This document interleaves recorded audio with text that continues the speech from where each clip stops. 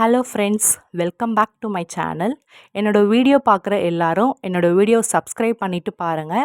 அப்போ தான் அப்கமிங் டேஸில் என்னோடய வீடியோ உங்களுக்கு நோட்டிஃபிகேஷன் காட்டும். இப்போ நம்ம இன்றைக்கி பார்க்க போகிற டிஷ் என்னென்னா, பிரெட் ஆம்லேட் எப்படி வீட்லேயே ஈஸியாக செய்வதுன்னு.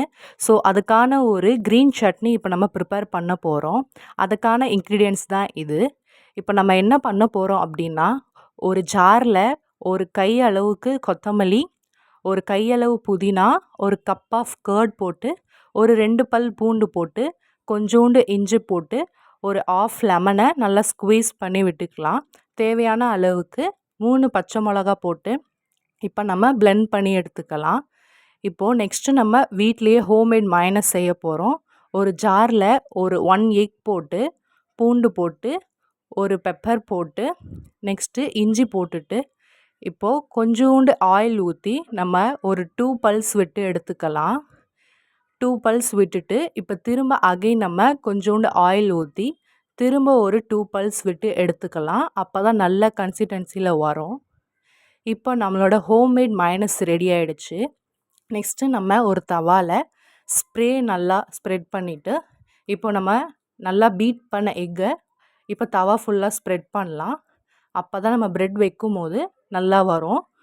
ஸோ இப்போது லைட்டாக திரும்ப ஸ்ப்ரே பண்ணிவிட்டு ஆயிலை நெக்ஸ்ட்டு லைட்டாக பெப்பர் போடலாம். இது ஒரு நல்ல ஃப்ளேவர் தரும்.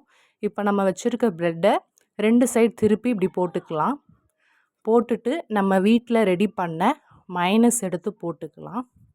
அப்போ தான் நல்ல டேஸ்ட் கிடைக்கும். ஒரு ப்ரெட் சைடில் மயோனைஸ் போட்டு நல்லா ஸ்ப்ரெட் பண்ணி விட்டுக்கோங்க. உங்களுக்கு எந்த அளவுக்கு மயோனைஸ் வேணுமோ ஸோ அந்த அளவுக்கு போட்டுக்கோங்க. இப்போது இன்னொரு சைடில் நம்ம வீட்டிலே ரெடி பண்ண க்ரீன் சட்னியை அரைச்சிக்கோங்க. உங்களுக்கு கர்ட் வேணும்னா இதில் எக்ஸ்ட்ரா போட்டு அரைச்சிக்கோங்க.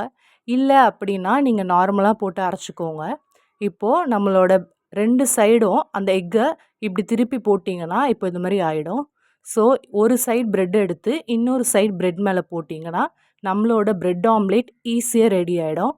ஸோ இப்போ நம்மளோட டிஷ் ரெடி ஆகிடுச்சு.